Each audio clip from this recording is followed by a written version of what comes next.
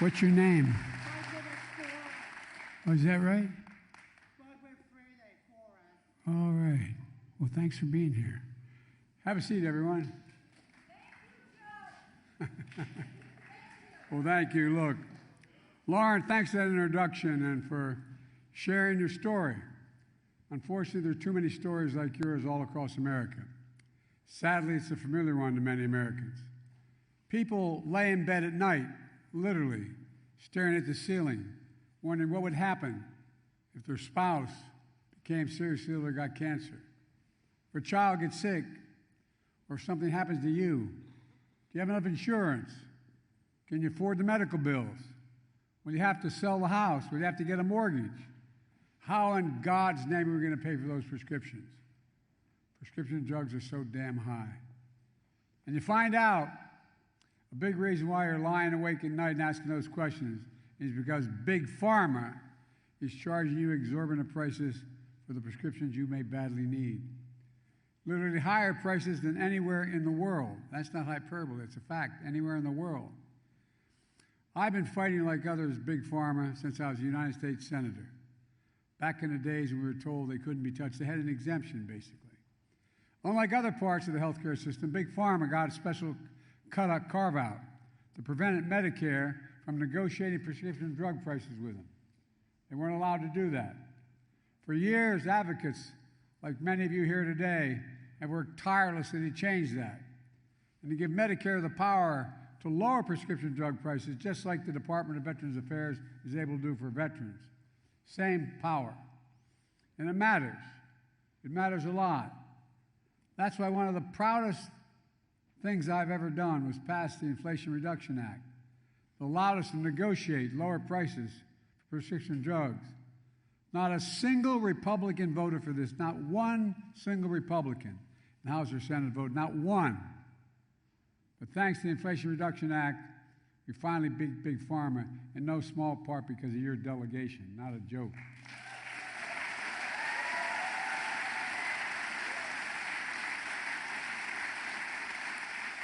Because of partners like Senator Jeannie Shaheen, and I tell you what, she's got a special secret weapon. Billy, you want in the foxhole, man?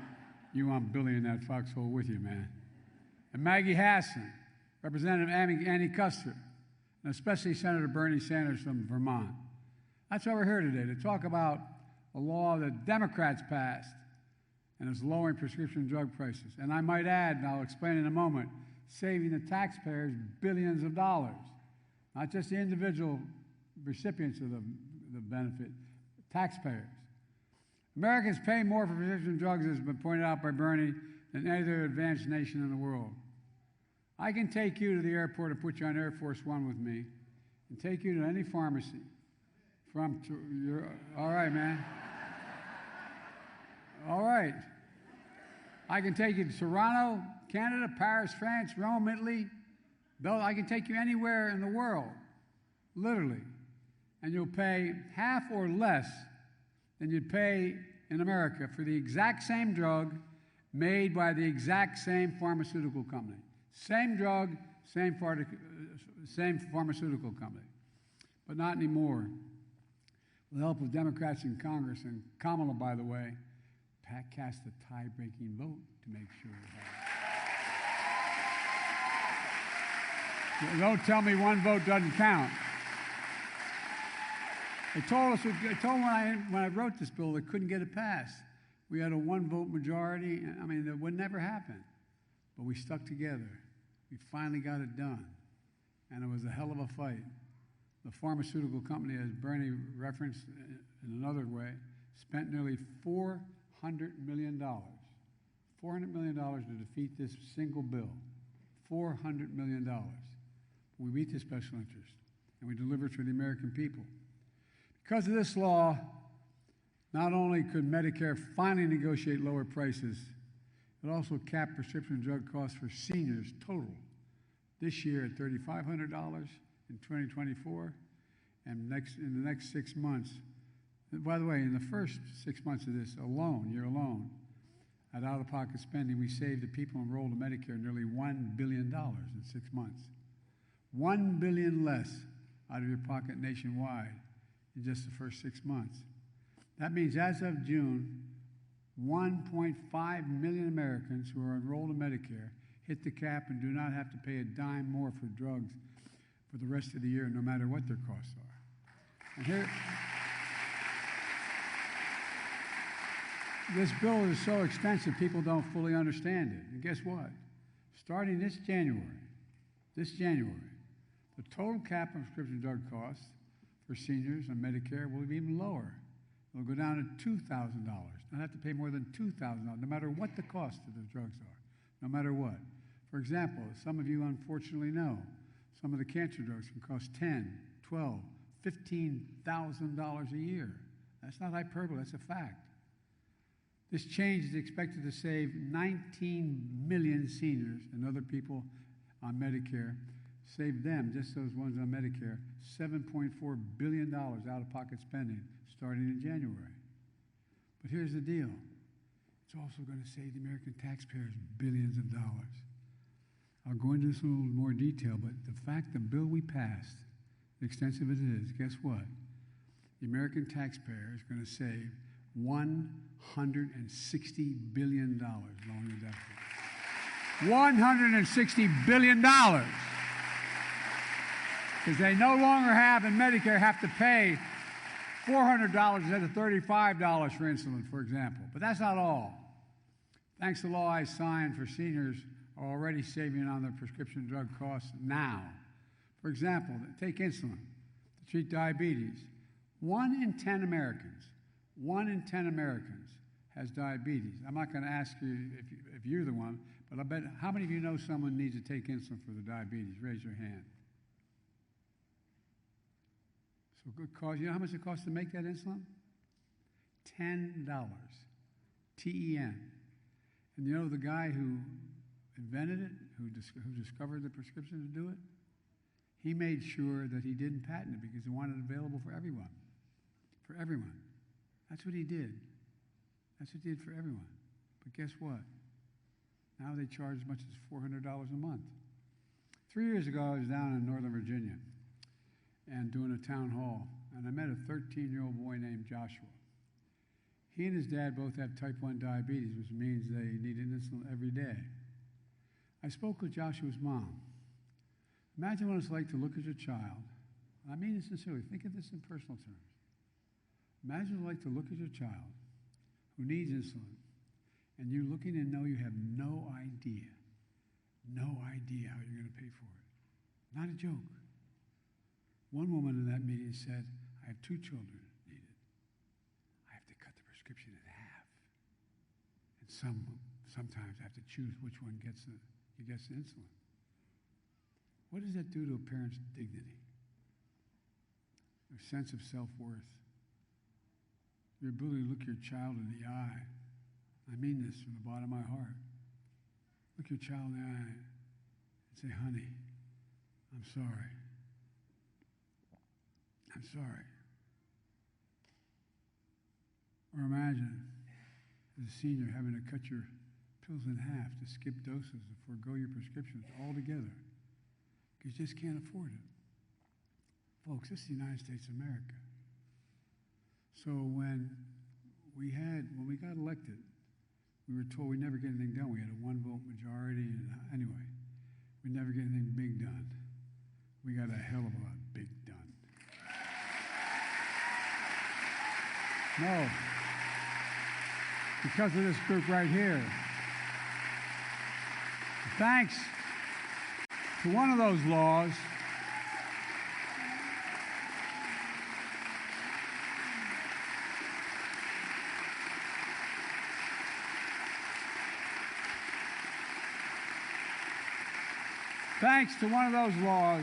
the Inflation Reduction Act, seniors with diabetes, as you've heard, now paying, many of you know, $35 a month instead of $400 a month.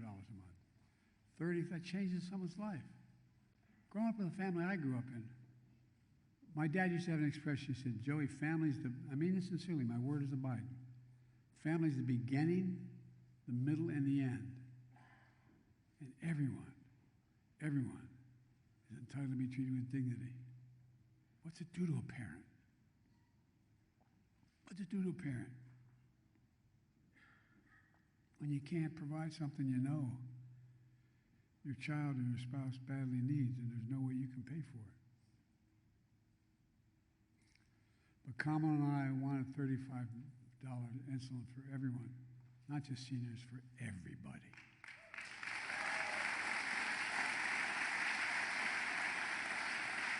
And she's going to get it done. Look, folks, they're still going to make a profit. They're still making 350% profit. Cost them $10 to make it. Think about that. We're taking on the cost of more than just insulin. Medicare, in the same bill, which people are only beginning to find out, understandably, because this bill is a bill that's passed, but it goes on for years.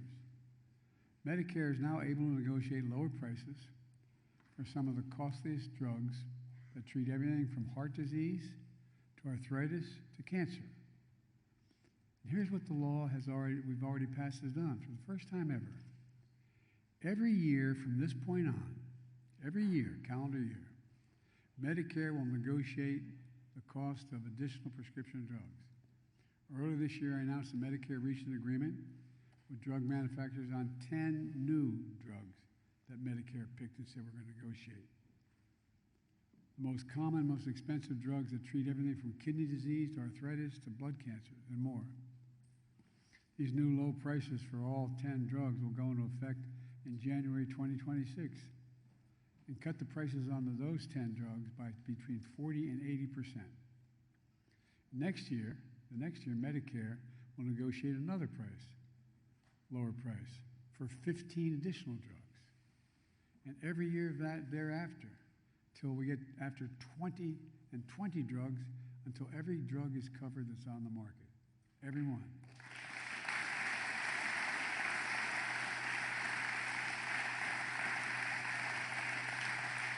It's already passed. Folks, it isn't just saving seniors money.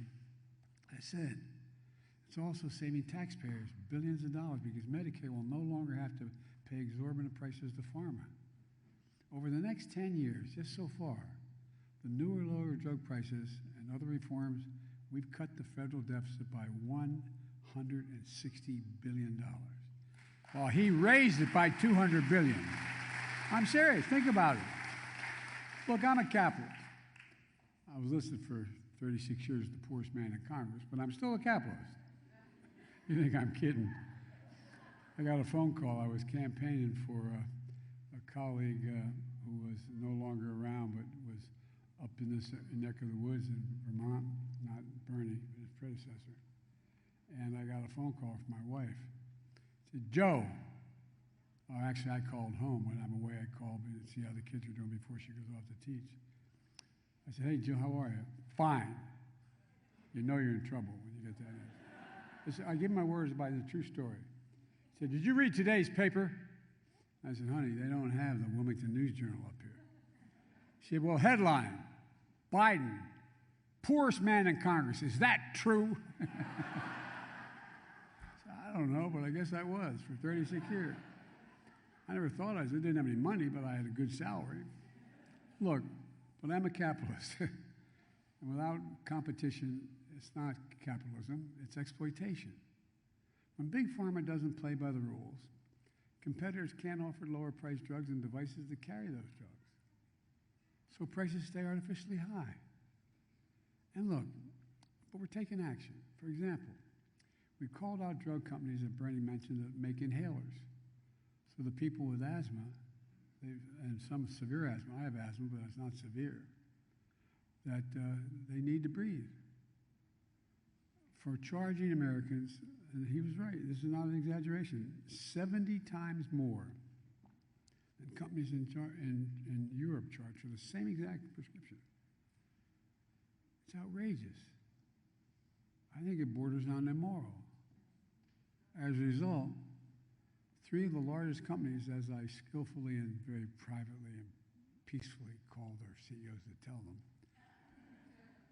who make these inhalers are saying that instead of charging up to $600 out of pocket for and to cap the cost at $35.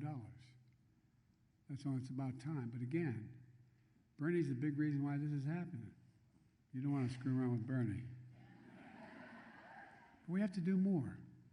Bernie and I said this summer it's time for drug manufacturers to lower prices on anti-obesity medications that you hear so much about these days. And by the way, it's not just cosmetically. It saves people's lives, these obesity medicines. It saves their lives because they're so overweight and there's so much problem associated with it. You just heard from Bernie about what these drug companies are doing. The prices of these anti-obesity drugs can be 6 times higher in America than in other countries, from Canada to Sweden.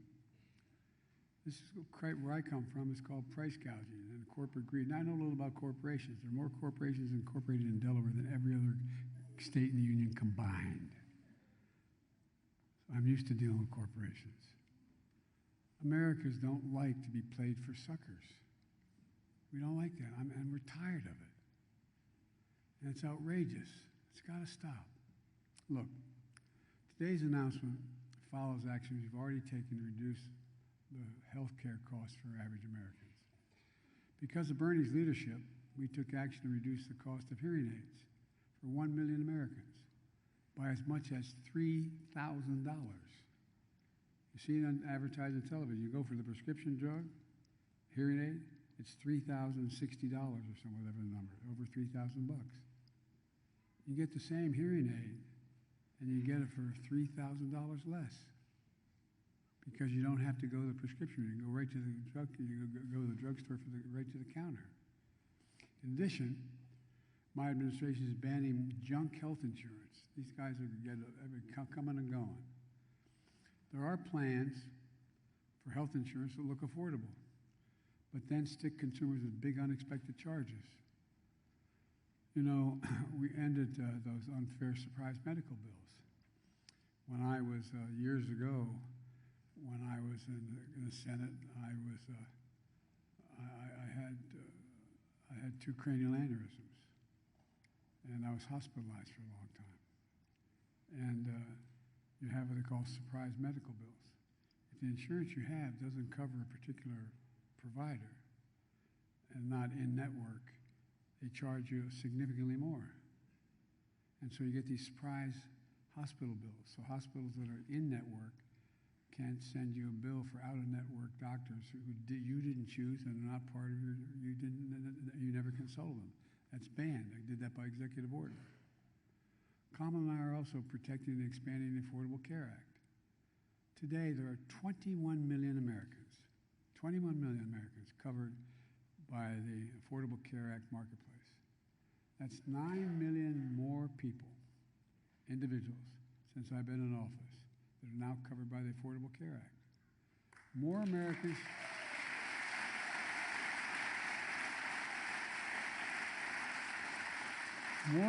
have health care today than ever in American history.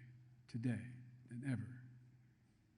And it's in part because I expanded tax credits that save an average of $800 per person per year, reducing health care premiums for millions of working families who have coverage under the Affordable Care Act. These enhancements expire next year, though. And I'm calling on Congress to make the expanded health care tax credits permanent.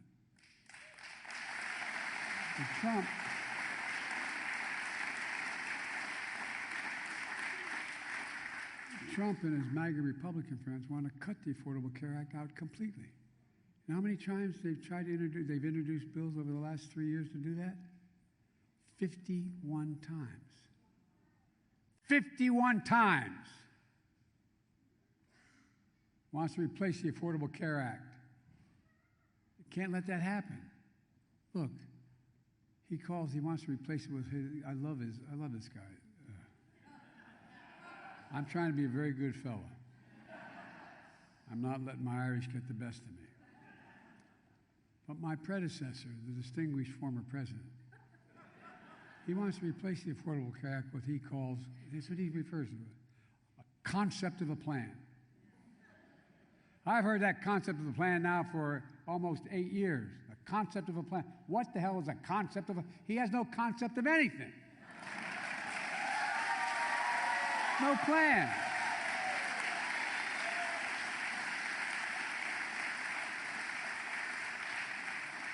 If we don't elect Kamala and he gets elected, Trump can kick up to 45 million people off their health insurance. 45 million. Over 100 million people could lose health care coverage because they have a pre-existing condition. The only reason they could get it is because of the Affordable Care Act. Trump and MAGA Republicans want to eliminate the Inflation Reduction Act, which we're talking about, the big bill, which made all these savings possible, raising prescription drug prices again for millions of Americans. They're stated. They're not, and this guy means what he says. Means what he says. Look, during the last administration, my predecessor exploded the national debt. More than any previous president in a single term, this guy raised the national debt by $2 trillion because of the tax cut to overwhelmingly benefit the very wealthy and the biggest corporations. Now he's saying, if elected, remember what he said now, if elected, he wants another $5 trillion tax cut for the very wealthy.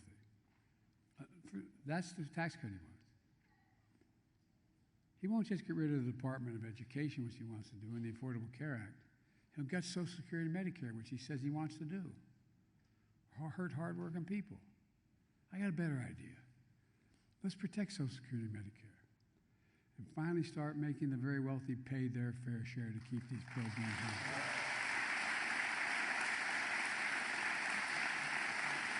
I mean it.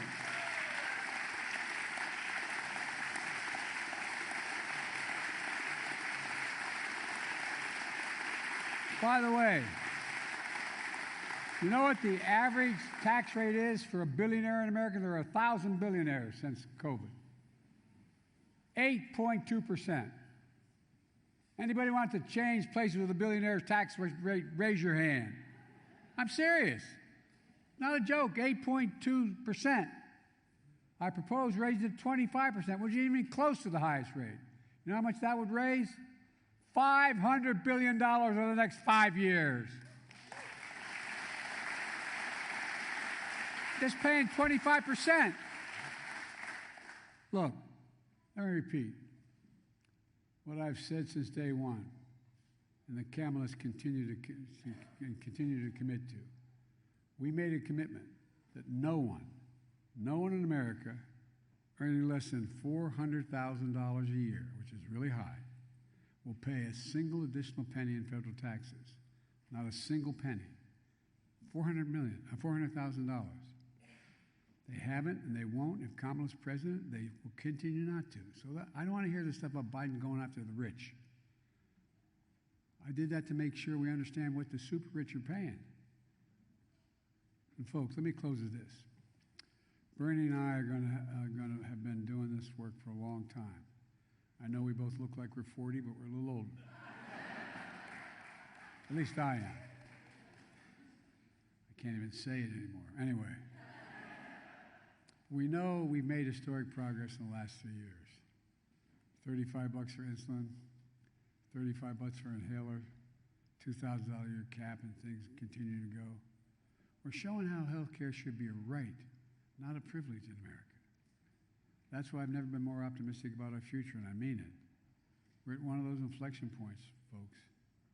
The decisions we make in the next election are going to determine what this country looks like for the next 4 or 5 decades, and that's not hyperbole. That's a fact. And folks, I'm taking too much of your time, but let me say it this way. You just have to remember who the hell we are. We're the United States of America. We're the United States. There's nothing beyond our capacity. Not a damn thing beyond our capacity. We're the only nation in the history of the world that's come out of every crisis stronger than when we went in. Every one. Because when we act together, there's nothing beyond our capacity. The rest of the world is looking to us. We have the strongest economy in the world. And now we just got to make sure it's available to every single American. So I leave you by saying, I can't tell you how much I appreciate what you're about to do in this election. As a friend of mine would say, from my lips to God's ears on that one. But look, you've got great candidates. You got great candidates. And I really mean, we got to get back to the days where we actually can talk to the other team. This is not your father's Republican Party. No, I mean, it's not even close. I came up in an era, I got elected when I was 29 years old at the United States Senate, had to wait 17 days to be able to be sworn in. I got there as a young civil rights guy, and when Strom Thurmond and all those guys are still there. But at least, be honest with God, you could talk to them. And people's change. After all those years served with Strom Thurmond on his deathbed, 100 years old, his wife called me from Walter Reed Hospital. She said, Joe, I said, yeah, Nancy. She said, Strom asked me to come out. I'm at the nurse's station with a doctor. She named his doctor. He asked me if you'd do him a favor. And I said, sure. He said, will you do his eulogy? I did Strom Thurmond's eulogy. I didn't lie. I started off and said, Grandpa Finnegan, please forgive me for what I'm about to do. But all kidding aside, even by the time he left, he had the most racially diverse staff in America. He voted for a lot. He voted for the change in all the laws that he had voted for before. There was a headline, 1946 of Thurmond. Thurmond, hope of the South, because he was against separate but equal. Not the proposition you couldn't separate the races, but the proposition if you had separate equal, you had to spend the exact amount of money in a black school as a white school. My generic point is people change. But these guys just keep getting worse. No, I really mean it. They mean what they say. They mean what they say. I'll conclude by saying that, I'll just say something that's both revealing and self-defeating. There are only a few advantages of being the oldest guy around. That is, I have more experience in foreign policy than anybody ever had this job in American history. I've known every major world leader personally in the last 40 years. Every international meeting I attend, including just being in Germany, as we're walking out, whether it's the G20 or the G7, whatever it is, they'll pull me aside, one leader after another, quietly, and say, Joe, you can't win. My democracy is at stake. My democracy is at stake. If America walks away, who leads the world? Who? Name me a country. And we're doing it without expending American blood by having Americans in war. So folks, there's so much at stake. So please, I know you'll all vote, but please call your neighbors, get your friends, get your relatives, get them to vote. Because this is the nation's democracy, in my view, depends on it. God bless you all. I don't ever slow up, no I don't take shit. I got no love for the fakeness. If you wanna play tough and wanna hate this, I'll always show up. I don't ever slow up, no I don't take shit. I got no love for the fakeness. If you wanna play tough and wanna hate this, I'll always show up and make a statement. I don't ever slow up, no I don't take shit. I got no love for the fakeness. If you wanna play tough and wanna hate this, I'll always show up and make a statement. Everything I do so instinctive.